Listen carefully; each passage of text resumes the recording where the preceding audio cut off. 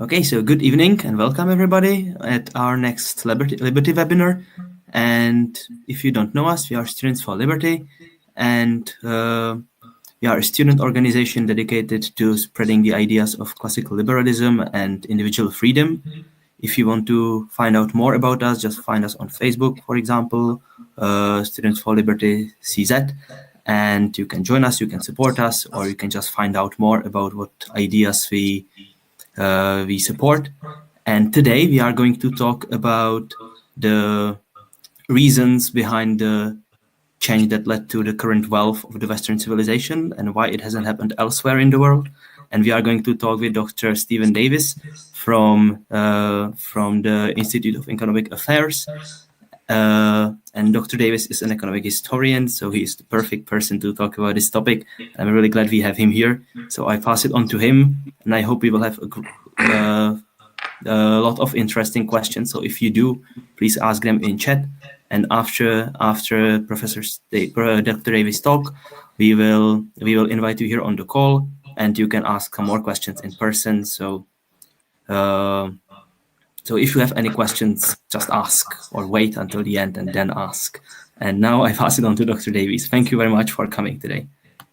Right, thank you very much, and delighted to be talking here. I would rather be doing this in person, much nicer, but as it is, I have to speak to you over Zoom from actually quite sunny Manchester, or at least it was sunny today, which is not the usual weather here in Manchester. Before I launch into the talk, a few things about myself. As you've heard, I'm Head of Education at the Institute of Economic Affairs in London, Britain's oldest free market think tank, indeed one of the oldest free market think tanks on the planet, because we were founded in 1955, and I think only the Foundation for Economic Education in the United States is older than us. And in addition to that, I taught for 30 years at Manchester Metropolitan University, and I have also worked at other places such as the Institute for Humane Studies at George Mason University in Virginia. I've published a few books, and the talk I'm going to give tonight is partly based on a book that I brought out just over a year ago called The Wealth Explosion, The Nature and Origins of Modernity.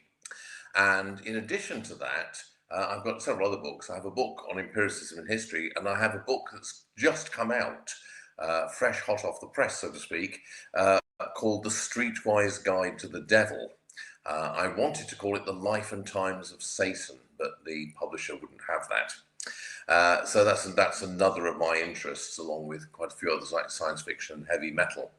Now, what I'm going to do in this talk, before I launch into the slide projection and the talk itself, what I'm going to do is I'm going to talk about what it is that makes the modern world distinctive and different from most of human history heretofore. And the central feature of that, which is the fact that we're unbelievably rich. And I'm going to talk about exactly how and why this happened.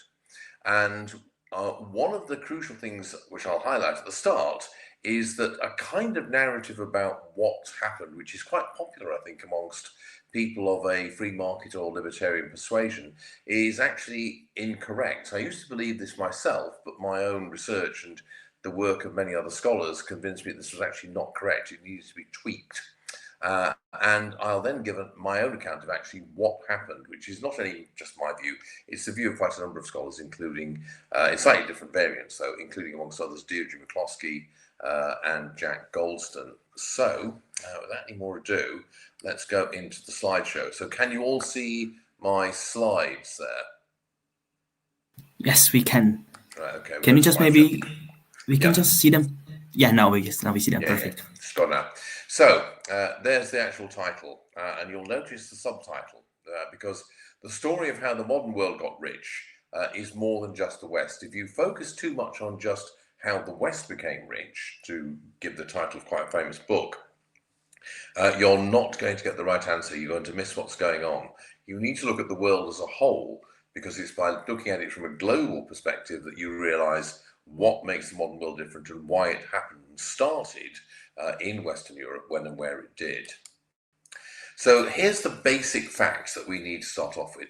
The modern world is unbelievably rich compared to the historical norm. Even the poorest person alive today is better off than most human beings who have ever lived. Wealthy people today, or even people on average incomes in the wealthy countries, are, by any objective measure, richer even than the wealthiest people in the past. Not just in the sense of income, in fact, probably not in the sense of income, but in the sense of the degree of comfort that they have, the things they can do, the kind of lifestyle that they live.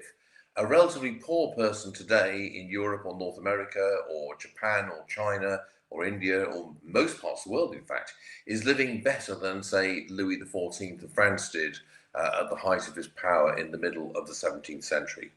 And so that's the key central fact about the modern world.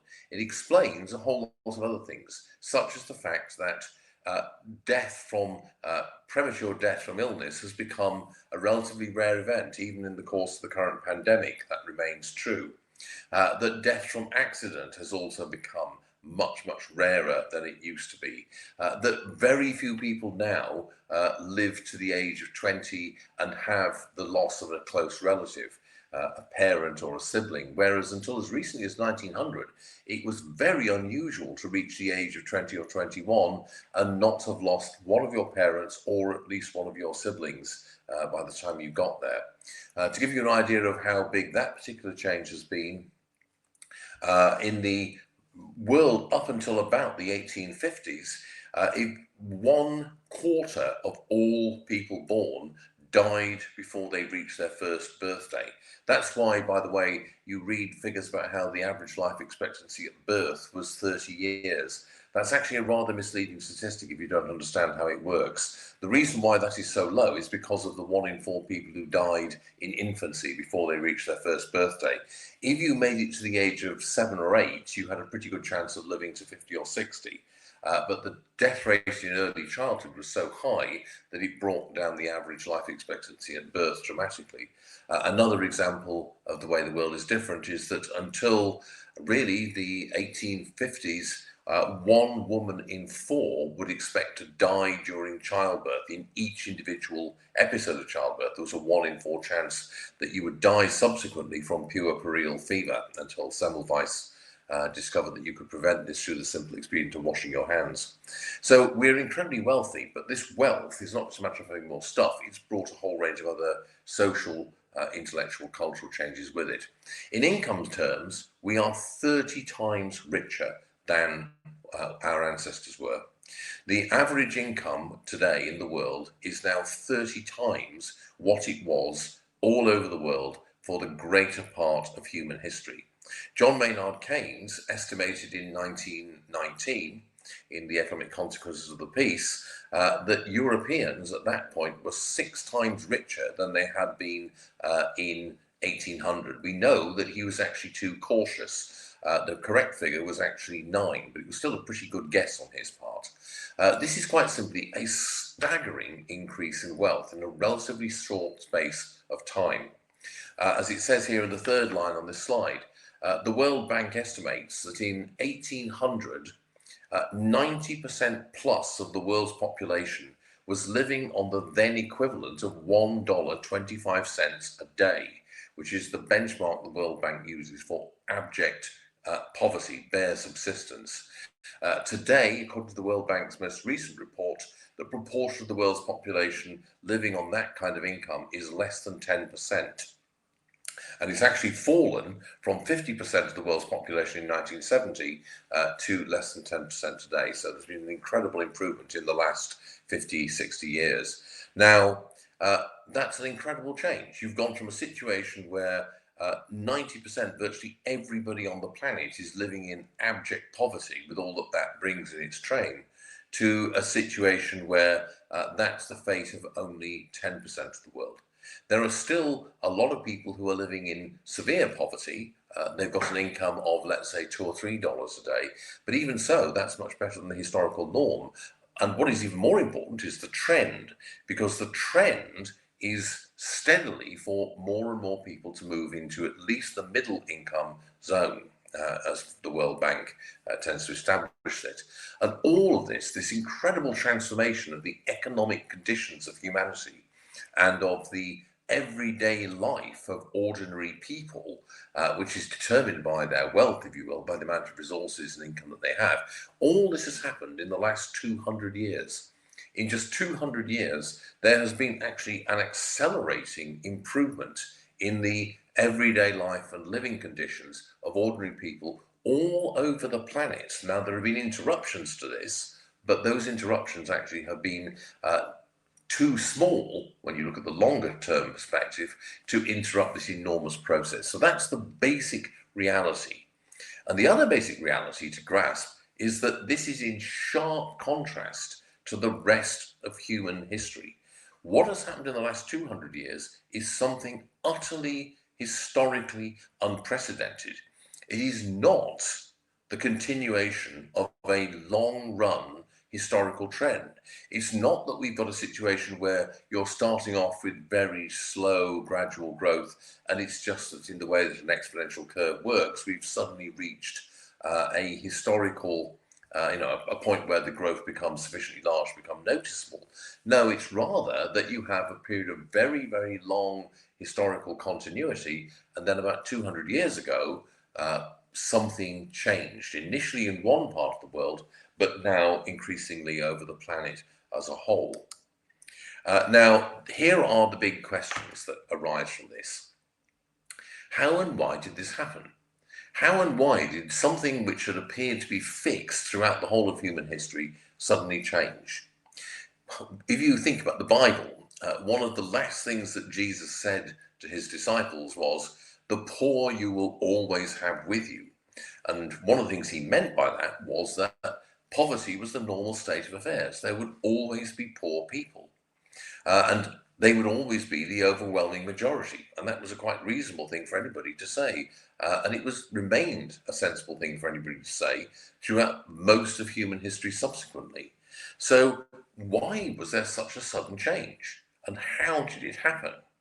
And why did it start when and where it did? Because the process we're talking about, the process of sustained intensive growth, which is what has led to this huge growth of the wealth and comfort of the world, why did it start when it did, which was in the second half of the 18th century, and why did it start where it did, which was northwest Europe, basically the Low Countries, particularly Belgium, parts of France, above all Britain, and then very soon after Switzerland and parts of Germany, particularly the Rhineland. Now, there are two wrong ways of thinking about this. Bad answers, as I've called them. They're not exactly bad answers, but they're wrong ways of approaching this question. The first is to think that what you need to do is to find out how the West did it, as though there's some kind of race going on. Because if you do that, you're going to focus peculiarly upon Europe and what was going on in Europe, and even more narrowly, what was going on in specifically Northwest Europe as opposed to Southern or Eastern Europe or Central Europe. And you're not going to look at the world as a whole. And what you need to do is to look at comparisons between different parts of the world to really understand why this change happened. And then you can understand better why it happened in the precise place and time that it did. And another very common bad answer is the one I alluded to earlier, which is the idea, which is very popular amongst a lot of people of a libertarian persuasion, that this sudden breakthrough, this takeoff into sustained intensive growth, happened because there was something distinctive and different about Europe, or Western civilization, as it's often called. The idea is that Western civilization, Christian European civilization, broadly speaking, had some kind of distinctive quality or feature about it from a certain date. Most people say from the 12th century. That seems to be the popular kind of date for it. Some people go a bit back further and say from as far back as the time of Charlemagne and the Carolingians, from the 8th or 9th century. And the idea is that because of this distinctive feature of Western civilization, that was where the breakthrough happened. Now, there are several problems with this. One of them, as I'll be explaining, is that the facts simply don't support it. The empirical evidence simply does not show that to be the case. But also, there's a fundamental problem with that, which is this. If Western Europe had something distinctive about it, and that something distinctive appeared no later than the 12th century, and maybe even as early as the 9th century, then why did it take so long to have an effect? Why is it that it didn't actually lead to any great modern economic style breakthrough until the second half of the 18th century? You've got to have some other factor to explain why that happened. And that makes the stories which rest on that either fundamentally ahistorical, and it's no coincidence that a lot of these kinds of stories have been written by economists or sociologists and not by historians, or it means that you have to make it incredibly complicated. So there's several big problems with that whole approach. So here's another way of thinking about it, and this is to look at the planet as a whole. And what you can say is that the key feature of human history since the invention of agriculture, so for most of the last 6,000 years, is continuity. Things do not change very much. And one of the key features of this is that income is broadly constant. If you plot average per capita income for either any part of the world or the whole of the world, from the time when agriculture first appears in the Fertile Crescent in North China to about 1800, what you have is pretty much a straight, flat line. Now, there are actually slight ups and downs, but these slight ups and downs are slight, and as we'll see, they're short-lived. So broadly, there's continuity. The way you could express this is to use an example that John Maynard Keynes used. The point he made was that the lifestyle and the income and the living conditions of an Italian peasant born in 1800 were pretty much the same as those of an Italian peasant living under the Roman Republic or the early Roman Empire. Over that entire more than 2,000-year span, there had been almost no significant increase in income or wealth. And you can make that point for pretty much every part of the planet, because one of the things you can also point out is that there are not significant differences between one part of the planet and another for the whole of that period of human history. There are certain parts of the world that are slightly richer than others, but this tends to reflect geography. It tends to reflect things like fertility of the soil, the nature of the climate and the like. And pretty much all parts of the world are in broadly the same boat, the kind of boat that those World Bank statistics suggest. The only real thing is that the New World, the American continents, do not get agricultural tools much later than the Old World for various reasons. The whole process of settled civilization based upon agriculture appearing happens later in the New World than it does in Eurasia and Africa.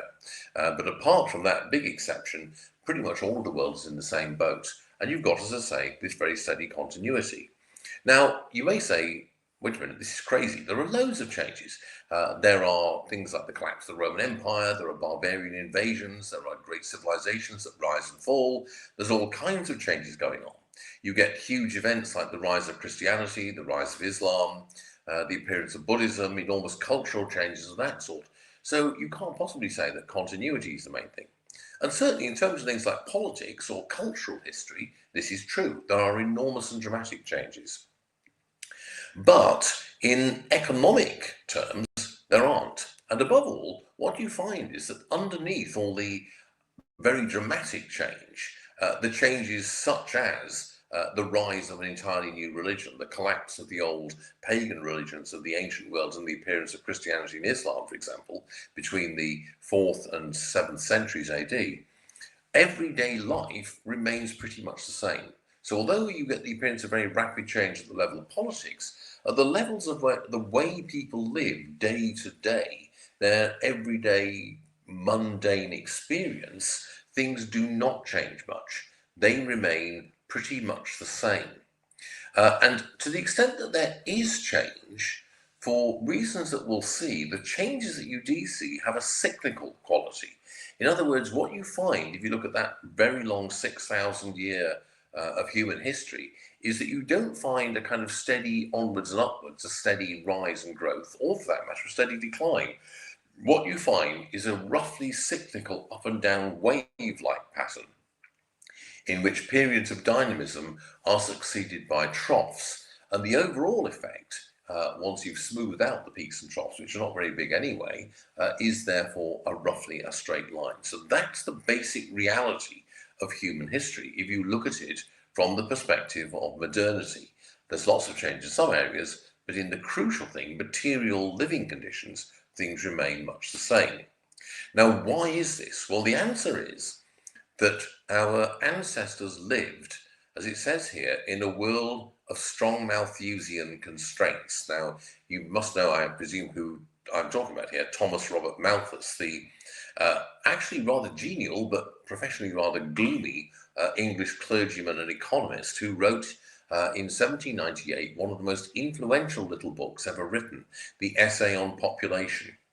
And what Malthus did in that book was to make an argument using food as a kind of test case that the limitations of natural resources and the propensity of human populations to increase geometrically meant that there were structural limits to the ability of human populations to progress. He wrote this as a kind of thought experiment in response to the works of people like William Godwin, the famous English radical, father-in-law of Shelley and mother of Mary Shelley, the author of Frankenstein, and also, perhaps even more importantly, the Marquis de Condorcet, the famous French mathematician and politician, one of the leaders of the Girondin faction in the French Revolution. And Condorcet had published a book called Sketch of the Future Prospects of the Human Mind. And what Condorcet did was to say that history was a series of story of steady progress, and that basically the sky was the limit as far as the future went, because there was no limit to the degree to which human beings could know more, become more wealthy, have greater control of the natural environment. And Malthus said, no, this isn't true. There are certain structural features of the world which means that unlimited growth, unlimited increase in knowledge or wealth or power is simply not possible. You can't do it.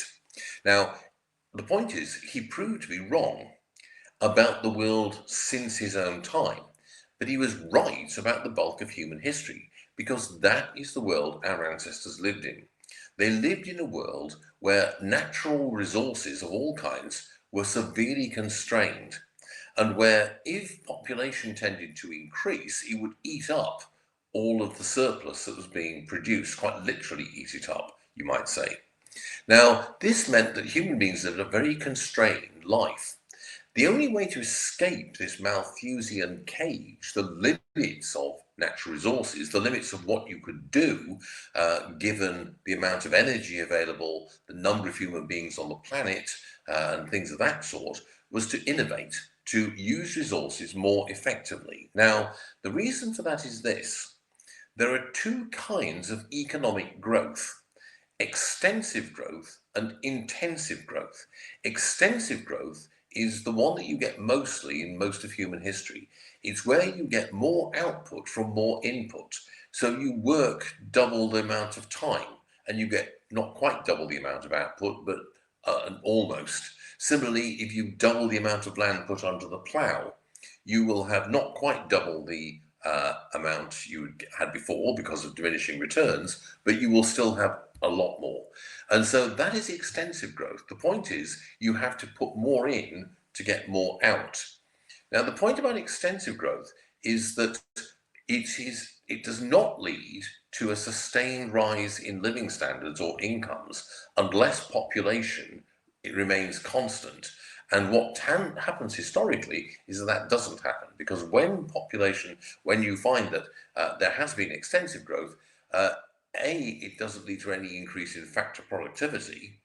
It does not lead to any increase in the productivity of different inputs, but also it means that population tends to rise in response, and it tends to absorb all of the surplus. Occasionally you get breakthroughs or windfall gains, but what these do is they only lead to a step change. So you get a flat line, then you get a step change, you step up, and then you're on a flat line again, just slightly higher. And actually what tends to happen when you get a step change like that is that the population rises, and after a while the higher flat line declines back to where it was before. The only way to get out of this is innovation, because what innovation leads to is intensive growth. And intensive growth is where you get more output for the same or less input. You use resources more intensively and more efficiently. And because you use them more intensively, you actually get a greater output from using or consuming the same amount of labor time, the same amount of raw materials. Now, the key feature of the modern world, the reason why we are so rich, is because we have sustained intensive growth. To give you one example, something that required, let's say, a kilo of copper 150 years ago, now probably doesn't use copper at all. If it does, it will only use a couple of ounces. And what that means is that actually, although you might say we've used up most of the world's abundant copper reserves, actually copper is more abundant than it was 150 years ago, because we need far less of it to do the same kind of things that we were able to do with it 200 years ago, and also lots of new things. And this is all down to innovation, not just technological innovation, innovation of all kinds, including innovation in social and economic organization, for example. However, innovation is therefore the way out of the Malthusian trap, because it's the innovation that creates the intensive growth which enables you to do an end run around the fixed constraints of scarce resources. But human beings respond historically to the challenges of a Malthusian world by creating, or spontaneously creating, social institutions which mitigate contingency. These are institutions, practices, norms, laws, ways of living, which are designed to reduce risk, to protect people against contingent events like famines or epidemics, bad weather, and that think plagues of locusts and things of that sort. But what these institutions also do is to eliminate innovation. And this is not an accidental side effect, because in this Malthusian world, innovation is on the one hand the only way to escape it, but innovation is also risky because it uses up scarce resources, and most innovations do not work.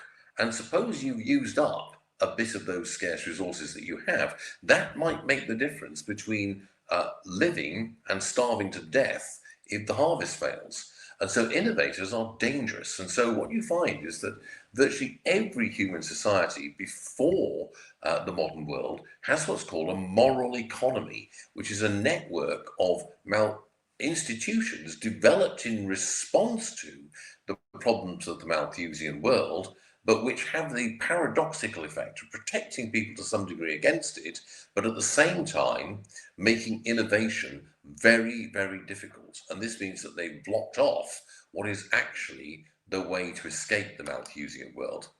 In addition, there is the problem of political power. Every human society has two broad kinds of social formational classes within it: ruling classes and productive classes. The productive classes are the people who make a living, acquire resources by engaging in productive activity and engaging in free and voluntary exchange. These are people like peasants, artisans, merchants, entrepreneurs, financiers, all the people who engage in economic activity of one kind or another.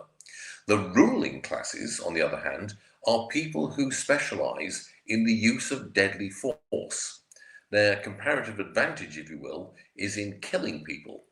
And what they do is that they use that advantage that they have, their control of deadly force, to extract rents from the productive classes.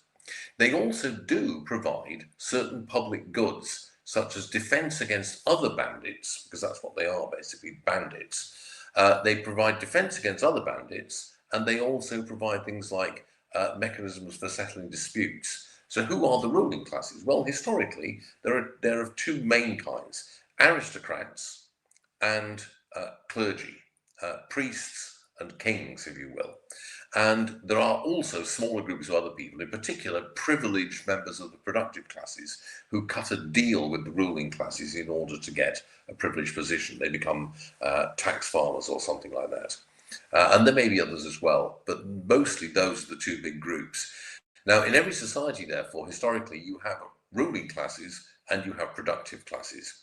Now, the ruling classes, the rulers, have an incentive to encourage growth and innovation, because if there's more wealth being produced by the productive classes, that means more cream for them to skim off and spend on their favourite pastimes, which are hunting, sex, building big palaces, and most importantly of all, fighting wars.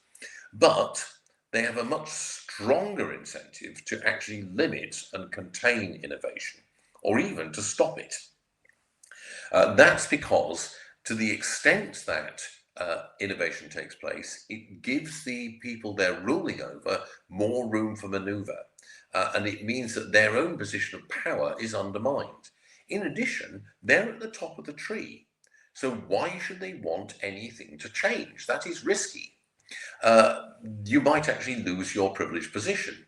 And if you think about that World Bank statistic, if 90% of the population is living in poverty, the rulers are part of the 10%. And indeed, they're actually part of the 1% of their day, or the 0.1% of their day. So they have much less positive reason to encourage innovation. They might have a reason to do it to some degree, but that's much weaker than the incentive they have to actually clamp down on it. And so what you find is that, as well as the social institutions of the moral economy, what you also find is that rulers regularly do various things which are very often quite consciously and deliberately designed to stop innovation and to stop economic dynamism, because they see it as threatening. They quite like the extra goods they could get from it, but they'd rather have stability. In addition, you get recurrent Malthusian crises. What you find, particularly in the ancient world, but also even after the end of antiquity, is a situation where a civilization or a culture will grow to a certain point, and it will then start to push up against natural limits. And as it does so, the returns to increased complexity, increased division of labour, start to diminish.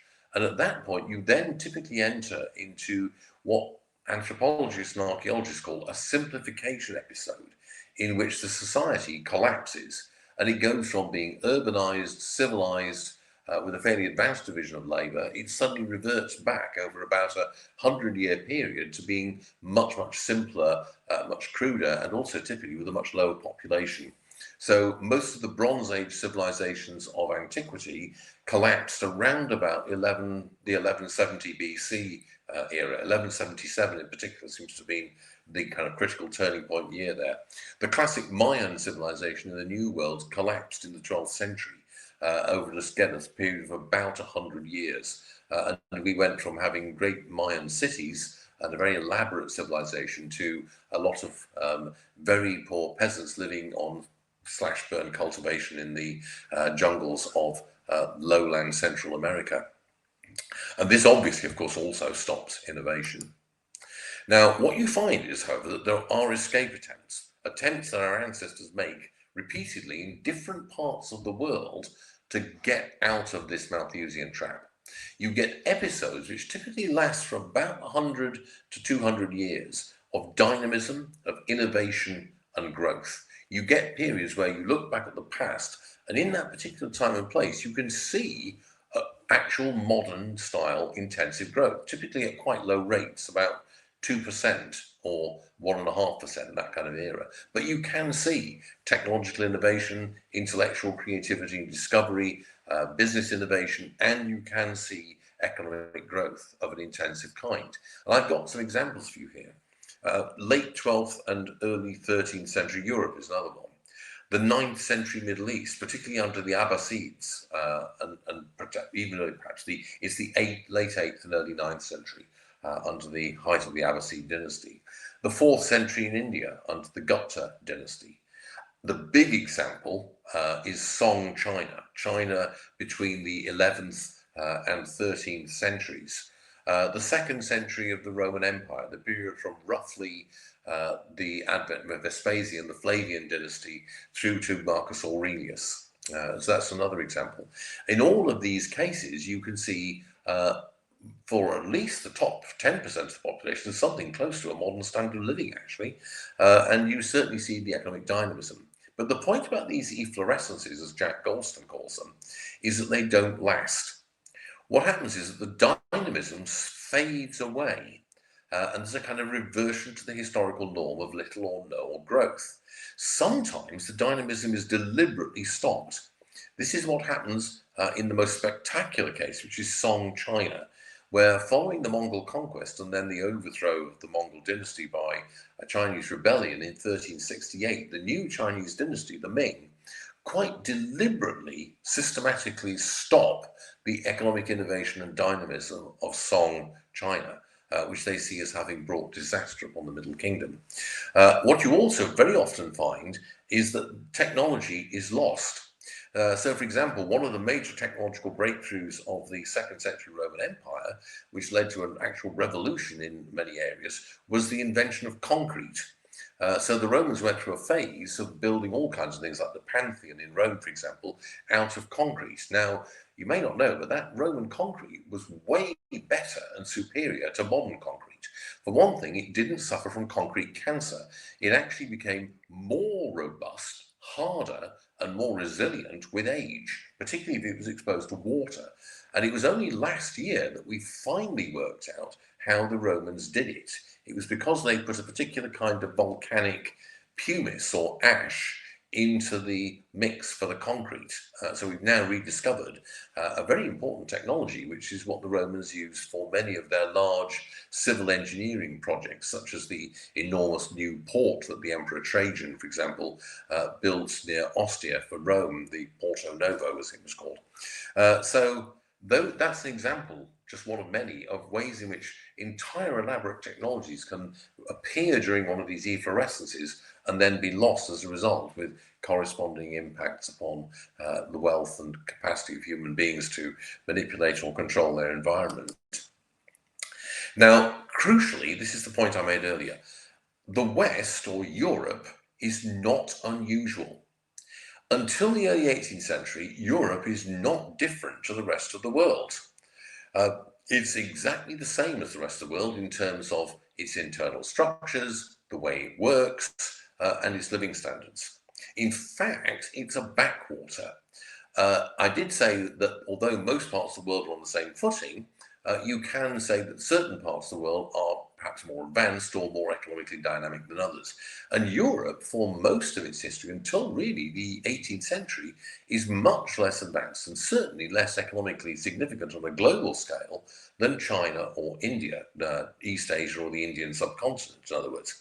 Historically, the world trade system is dominated by East and South Asia, and particularly by China. Until 1820, there is never a period in human history where China does not produce at least 50% of the world's total output of manufactured goods. And in certain periods, such as the second half of the 16th century or the second half of the 13th century, China is producing something like 80% of the world's output of manufactured goods. So Europe is actually not a particularly important part of the world economically. And it's not particularly dynamic, it's not particularly innovative, it's not particularly exploratory. It's supposed to have a whole lot of distinctive institutions which you don't find elsewhere. But actually, that's simply empirically untrue. All of those institutions are found elsewhere. Things like the company, double entry bookkeeping, various kinds of economic organization, contract and trade arrangements, credit, banking, capital markets. You find all of these things in medieval Europe, but you also find them at a much earlier date, in fact, in both India and China. You find them also in the Middle East. There is no distinctive set of institutions that you can simply point to and say, you find these in Europe and you don't find them anywhere else. And it's also not the case that things develop in Europe but don't develop elsewhere. That is also untrue. If anything, they tend to develop in many cases more in China than they do in other parts of Eurasia. But then something did happen, and it happened in the 17th century, the second half and very end of the 17th century. And I put the three things here. The first is something that we often call the scientific revolution. Now, there's too much of a focus in a lot of the historiography about this on the kind of details of what this led to, things like breakthroughs in mechanics, in physics, that is, and in astronomy and other areas like biological science. But the actual real underlying change that happened was a change in the way that knowledge was understood. And in particular, what you got for the first time anywhere in the world was a change in the way that the relationship between practical knowledge and theoretical knowledge was understood. Previously, these two things in all civilizations were thought of as being very different and unconnected. So theoretical knowledge did not have any connection with the practical knowledge of how you do things. They didn't interact with each other. And what happened in the 17th century was the advent, essentially, of empirical science. Thanks to people like Galileo, Francis Bacon, and people of that sort. And what it led to was a situation in which theoretical knowledge and practical knowledge became integrated. And this made all kinds of experimentation and discovery possible in a way that it wasn't before. It had always been physically possible, but the problem was that you didn't have the correct intellectual framework for understanding how knowledge worked. And this is something that happens initially in Italy and also the Dutch Republic in 17th century Europe. There'd been intimations of it in China in the 12th century and in the Middle East, particularly in Baghdad, in the 8th and early 9th century. But these had not developed, mainly because they were suppressed by the authorities, by the ulama in the Islamic case in the Middle East, and by the Chinese imperial authorities after 1368 in China's case. Whereas in Europe, for accidental reasons, this didn't happen. Now, there's also a cultural shift in attitudes to commerce and business, in which commerce and business go from being thought of as being base, ignoble activities, basically rather immoral, maybe necessary but shameful, to being something dignified and valuable. And that's an enormously important change. It's the one that Deirdre McCloskey emphasizes in her account. But the third one, which I think in many ways is the most important because it's what leads to the other two, is a change in the incentives facing rulers. As I said a moment ago, rulers in most parts of the world, for most of history, including Europe up to this time, have strong incentives to discourage innovation. What happens in Europe is that the way the gunpowder revolution in warfare worked out there uniquely did not lead to a single hegemonic power because of the failure of first the Habsburgs and then Bourbon France to establish themselves as a hegemonic power over the whole of Europe. Instead, Europe became divided into about 14 or so fairly large, by medieval standards, fairly powerful states, but none of which was powerful enough to control or dominate all the rest. There was no hegemonic power. And these states, France, Spain, Sweden, Russia, Britain, Naples, all the rest of them, they were engaged, Austria, of course, they were engaged in intense competition with each other. And what became very obvious very soon to the rulers was that in this competition, innovation could give you a vital edge over your competitors. And if you did not pursue the innovation and let your competitors do it, then you would suffer defeat in war. You would lose territory, and you might even, as happened to Poland and Lithuania, be completely wiped from the map and cut up by your neighbours. And so all what happens is that therefore rulers suddenly undergo at the end of the 17th century a sudden shift in their the incentives facing them. It also, because of the division of Europe, becomes much more difficult to control ideas. There isn't a kind of uniform clerisy or clergy or authority like the medieval papacy that can now suppress ideas, which is one of the reasons why the scientific revolution happens. Now, it's worth saying, two of these things, the first two, also happened in Japan under the Tokugawa. So both the move to empirical science and a shift in attitudes to commerce and business can be found in Tokugawa, Japan after 1601, sorry. But the third one doesn't happen because, of course, Tokugawa, Japan is very much a highly centralized unitary state, which is not at all like Europe. It had been divided until the Tokugawa had united Japanese civilization under one state for the first time in several hundred years in 1601. Now, what this leads to is the takeoff that I started off by talking about, the sudden takeoff into sustained growth in the 18th to 19th centuries. The first step is that ruling elites in Europe came to favour and encourage innovation. They deliberately swept away many of the rules and institutions that I mentioned, the civil society institutions, which restricted innovation. But the key step was that some of these rulers, particularly in Britain and the Dutch Republic, came to realise that the key to having innovation was to leave people to their own devices. In other words, you get the advent of liberalism, the idea that if you want to have a society that is dynamic and innovative, even if it's only so you can beat the French, what better reason could there be, then the thing to do is to leave people to their own devices and leave individual creativity, full expression.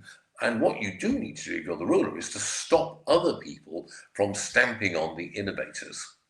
Now, what this also means is a social constituency for innovation appears. You start to get a large and powerful interest in society that favours innovation.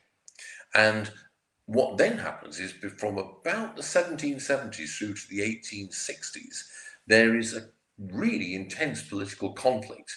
And in this political conflict, lasting about 100 years, the forces of innovation are politically successful. And the forces of, if you like, reaction, the people who want to maintain the ancien regime, who want to resist systematic innovation, are comprehensively defeated. What this then leads to is a secondary argument about, well, okay, if we have an innovative world, what kind of world do we want to have? And that's the world that we've had ever since really the end of the 19th century, where we've been dealing with a number of competing versions of an innovative world. It's worth saying, by the way, this is why Marx was a fan of capitalism, because he thought that capitalism was good. He just thought that we could do better than it. Because Marx favoured innovation. He was as much a supporter of the dynamic, innovative world as, say, Adam Smith or Herbert Spencer were.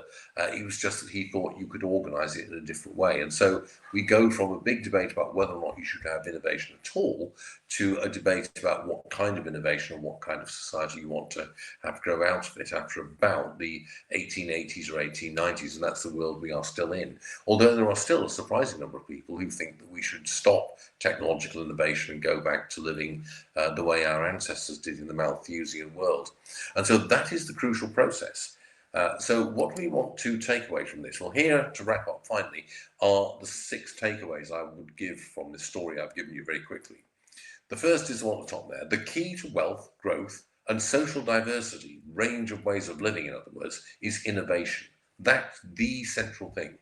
The key to innovation is individual creativity and autonomy and leaving people alone. That's where the innovation comes from. Now, this process happens several times in history, but every time it happens, it's choked off, and as it says here, by a combination of reaction by political and intellectual elites, aristocrats and clergy, in other words, and by popular resistance, because a lot of people do not like or welcome innovation and change. It makes them very uncomfortable. And so there are always very powerful popular movements against innovation as well. Eventually, it doesn't get stopped. In Europe, following the major changes that take place in the second half of the 17th century, in the 18th century, you gradually get the build-up to that sudden breakthrough between about 1770 and 1870. But this is largely accidental. This is not because of any deep-seated process or structural features of European civilization. It's because the wars of the 16th and 17th century quite accidentally produce a particular outcome which makes this happen.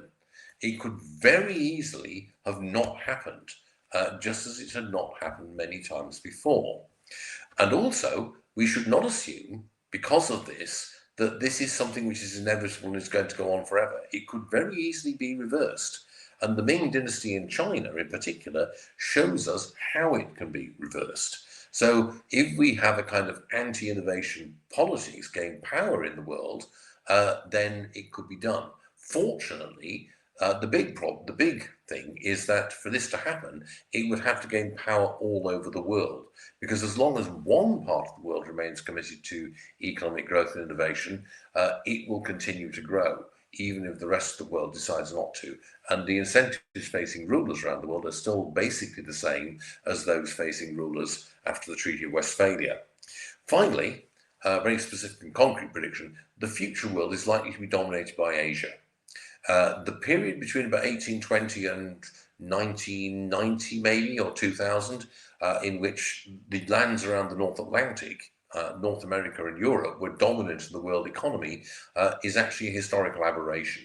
The normal state of affairs is for Asia to be the dominant part of the world.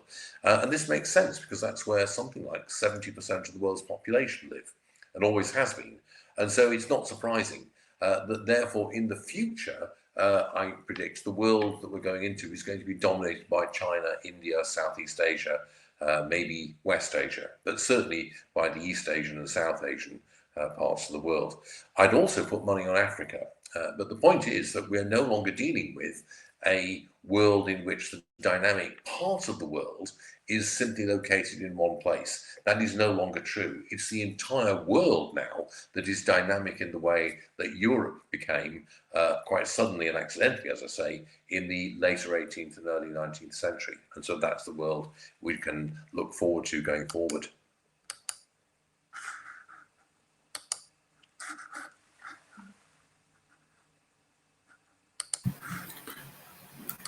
Okay, so now let me just see, can I I'll cancel my share, stop the share my screen, and there we are. So got myself back on the screen now.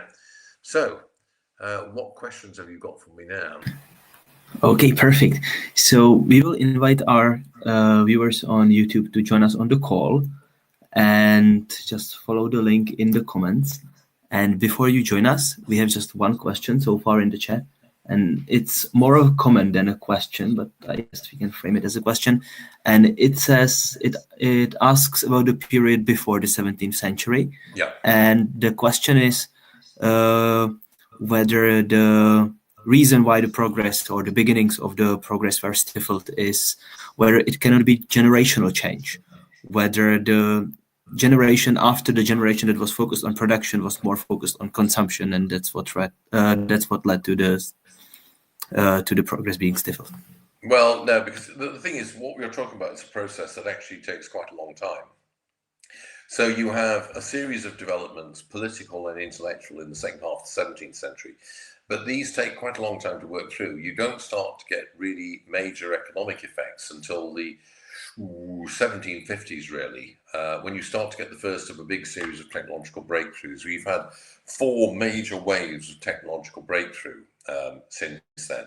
And you get one in the middle of the 18th century associated with things like turnpikes, canals, major improvements in household manufacturing and the like. And so it's too long a period to be a generational effect of the kind that you describe. To switch from a focus on production to focus on consumption. There are generational effects in human history, economic history and political history, very much so. But what we're talking about here is a process that's takes a very long time to get going. It gets going quite slowly in the 18th century. It's been accelerating ever since. So you can't fit that into a generational framework. What you can discern are generations of technology. As I said, you can discern about 4 Kondratiev long waves, if you will, over the period since roughly the middle of the 18th century to now. And each one is marked by a major wave of technological innovations. And we're in another one right now, actually. So there is that kind of thing, but that's actually a 2-generational effect. Mm-hmm. Okay, so I hope it answers Martin's end question. And we have a question from another Martin. And he asks that, so he asks if you could restate I can't hear you again. Yeah, you need to lean forward. Okay, sorry. He asks if you could restate in short the argument why exactly Europe. He asks, so is it because of the competition of various states? Or? Yes, yeah, That's the short answer. The thing is that if you go back to medieval Europe, you have lots of competing kings, as you do in many parts of the world, okay? But those kings, basically, they have no real incentive to increase the wealth of their peasant class, because the way the military system works at the time means that doesn't bring you a particularly big military advantage. So your fate in war, in competition with your fellow kings, is down to your success on the battlefield, your bravery as a warrior, how many knights you have, and things of that sort. And that's only very loosely connected to wealth. Now, money always helps in warfare, but it's not a very direct or immediate connection.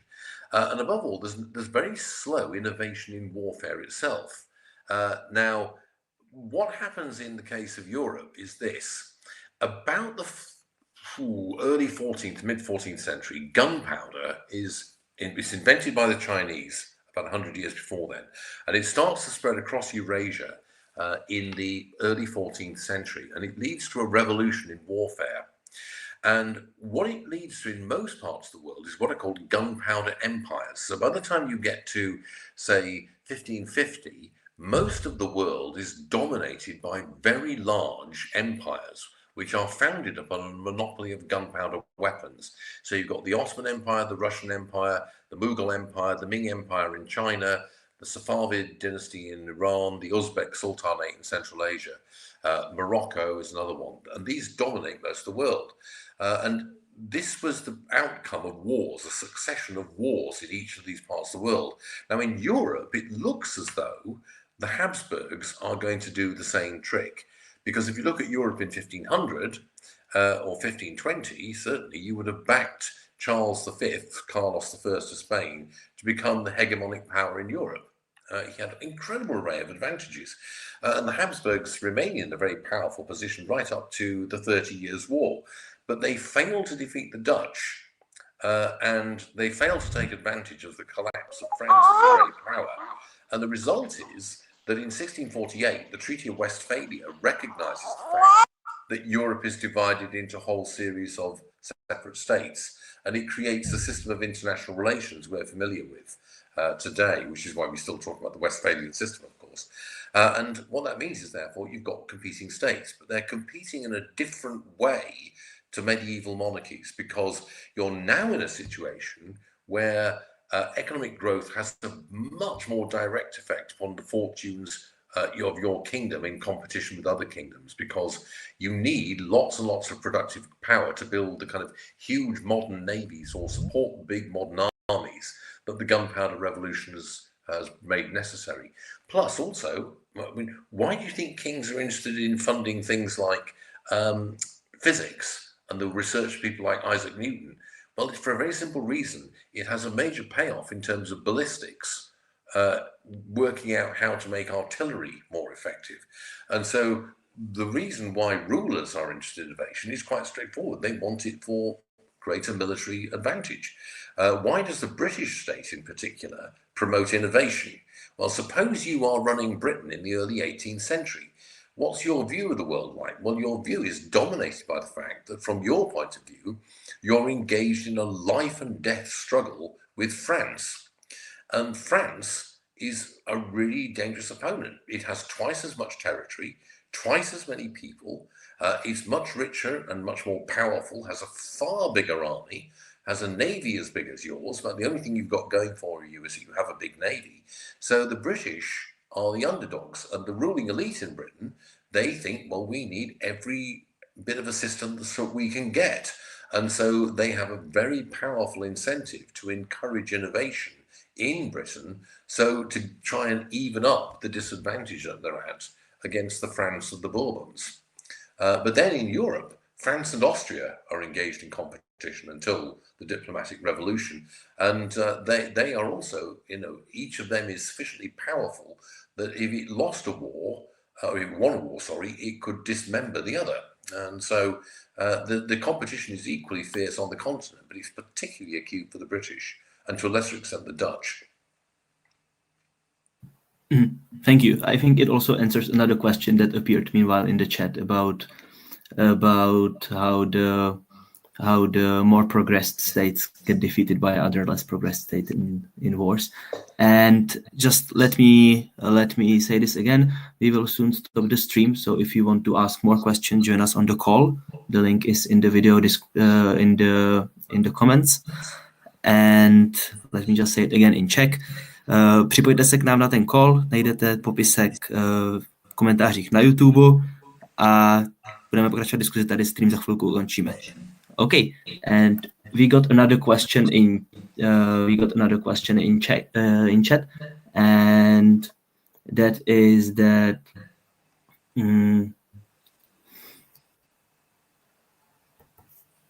let me just read it because it's a longer question. So Carburetor asks if what happened in Europe. Sorry, I can't hear you now. So he asks if what happened in Europe could be the result of change of how people started thinking about progress and the betterment of the condition of ordinary people. And yes, and if ordinary people started experiencing the progress, and that's how they came to support it more. Very good question. Yes, and in a way, yes, it is, but it takes a lot longer than you might imagine.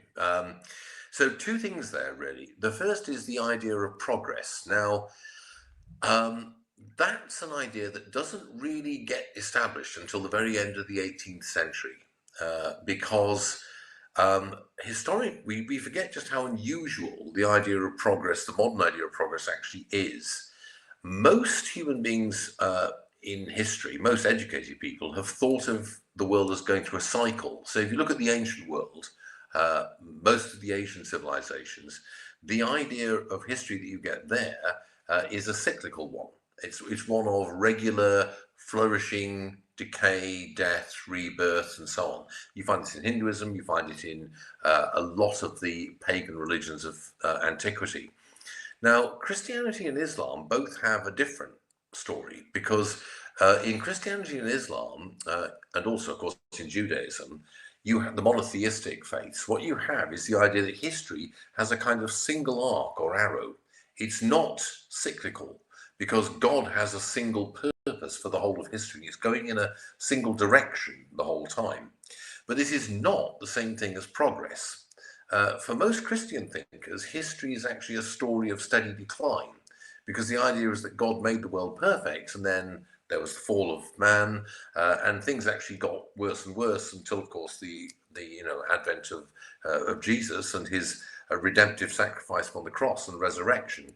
But even so, basically, we're in a kind of holding pattern until he comes again. So there isn't an idea of progress. If you look at the Christian view of history, which comes from Saint Augustine, basically, or the Islamic view as developed by the great Islamic theologians of the Middle Ages, it's broadly of a unidirectional but course of history, but in which there isn't anything that we call progress. So the idea of progress really only starts to appear in the 18th century, and it really becomes widely established at the end of the 18th century in the writings of people like Diderot, Laplace, the other philosopher of the Enlightenment, and people of that sort. And it is very much a modern idea. Now, the question of when did the ordinary people start believing in progress and favouring innovation? And I think it depends what you mean by ordinary people. I think the answer in that case is, well, really quite early. I think as early as the very late 18th or early 19th century. And indeed, this is one of the reasons why people of this sort favour and support the movements for change at the time.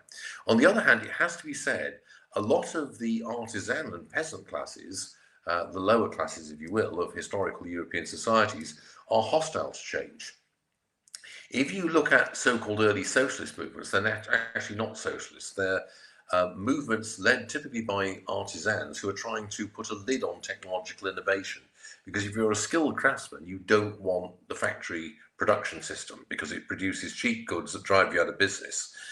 So it's a mixed story. It's not really until the very end of the 19th century that the overwhelming majority of the population come to think that innovation and modernity is a good thing. But a surprisingly large proportion, a critical enough amount of them, do so from a much earlier date.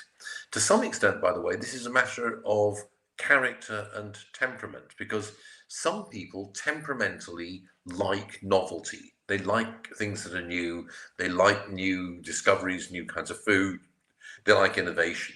Other people temperamentally like continuity, stability. They don't like things to change very much. they get a bit upset if, they have to change the way they live in any way. And that's ultimately down to the kind of character that you have. And so there are always some people who welcome change, and there are other people who really don't like it. It's a question of which one of those two you are. And that doesn't seem to be a function of what your social or economic status is or anything like that. As I say, it seems to reflect your temperament, your humor, as they would have said. Thank you. So let's take one more question from chat, and after that we will take question here on the call, so you can still join us by following the link in the video comments. And the last question we take from the chat is from Praga, and the question is whether you think that, as you mentioned, that the progress can be reversed. Yes. Whether you think that the green regulations could be a threat in this way. Yes and yes. There are two different ways in which it can be reversed. One is intentionally. Now, that is what you see with the Ming Chinese emperor, the first emperor in particular, Zhuzuan-Chang, the Hongwu emperor. The Hongwu emperor, who comes to power in 1368, thinks that the reason why China had suffered the undoubted disaster, because it was a disaster, of being conquered by the Mongols, was because it had been insufficiently respectful of tradition, too innovative. It had gone whoring after novelties, and above all, it had moved away from traditional Chinese society, a peasant-based society based on peasant freeholders, to a society of commercial life with lots of commercial farms, big cities, a lot of merchants and the like. And so he deliberately set out, and this was followed by his successors, particularly Ming Yongle, the third Ming emperor, in a policy of stamping out things like foreign trade. So the Ming emperors outlawed or tried to outlaw all foreign trade. And they tried to outlaw the building of all ships that could sail out of sight of land, for example. And what they wanted to do like this was to systematically roll back a whole range of technologies, and to a great degree they were successful. I mean, these were very smart, able people. They were not like idiots. The mandarins who ran the Ming state and the Ming emperors themselves were very public-spirited, responsible, and smart people. And what they wanted to do was to restore China, as they thought, to something like its pre-Song condition. Now, they couldn't do that, of course, but what they did do was choke off China's dynamism. And it's a big conundrum in Chinese history. Until the time of the Ming, China is easily the most inventive civilization on the planet. The list of things that were first invented in China is incredibly long. Gunpowder, paper, porcelain, printing, the spade, the wheelbarrow, the water wheel. All of these things were first invented in China. It's an incredibly inventive civilization, but after the mid-14th century, and this is a general commonplace in sinology, China, although it's still a very advanced civilization, just does not have that quality of innovative dynamism. And that's because of the deliberate policy of the Ming emperors, and following them, the Qing, the dynasty that took over in the middle of the 17th century, the Manchus. So that's deliberate rolling back. Now, the other way in which you can deliberately reverse this process which this process can be reversed, I should say, is accidentally. In other words, you do things like passing regulations, not intending to kill the goose that lays the golden eggs, but that's what you do without meaning to. Now, green regulations are a classic case in point. In fact, actually, if you think about it, if we're facing a challenge of climate change, and an ecological emergency, as some would have, you want innovation more than ever. We as a species are not going to be able to deal with the challenge of climate change unless we have radical and sustained innovation. Otherwise, we have absolutely no hope. There's all sorts of things that are needed for this. And Bill Gates actually has produced a very interesting book just this year, which I do actually think he wrote himself. The style is that clunky, but it's still very interesting, in which he goes through the major technological innovations that we need if we're to, in the title of his book, avoid a climate disaster.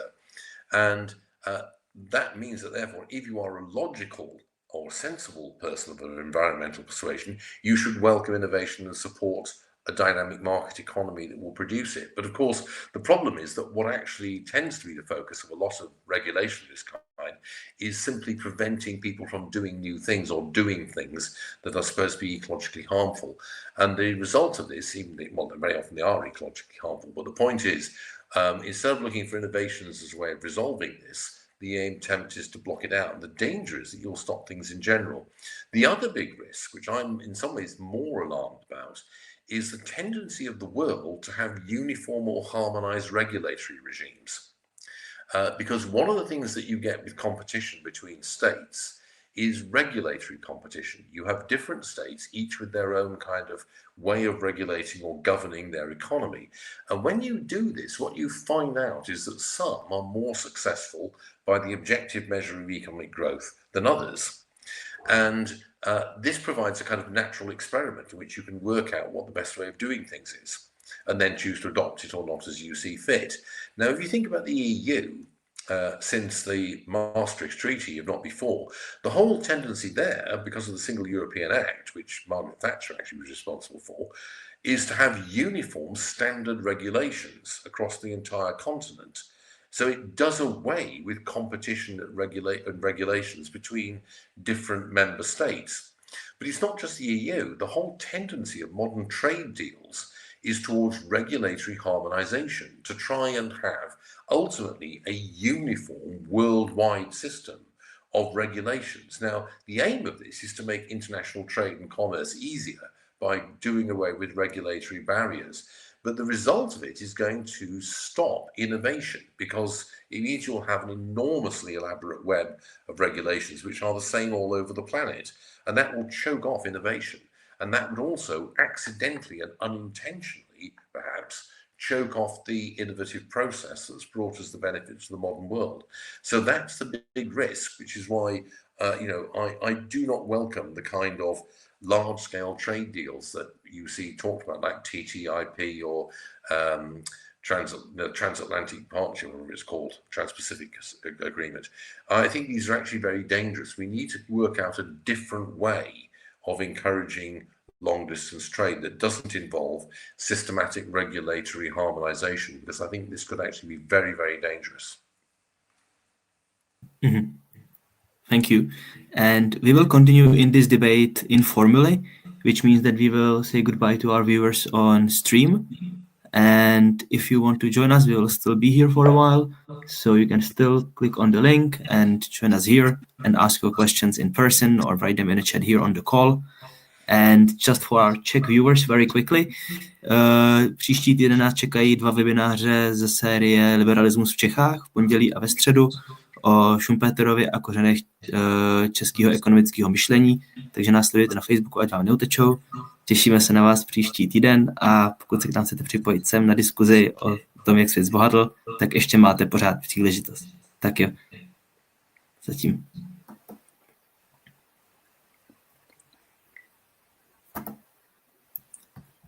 All right.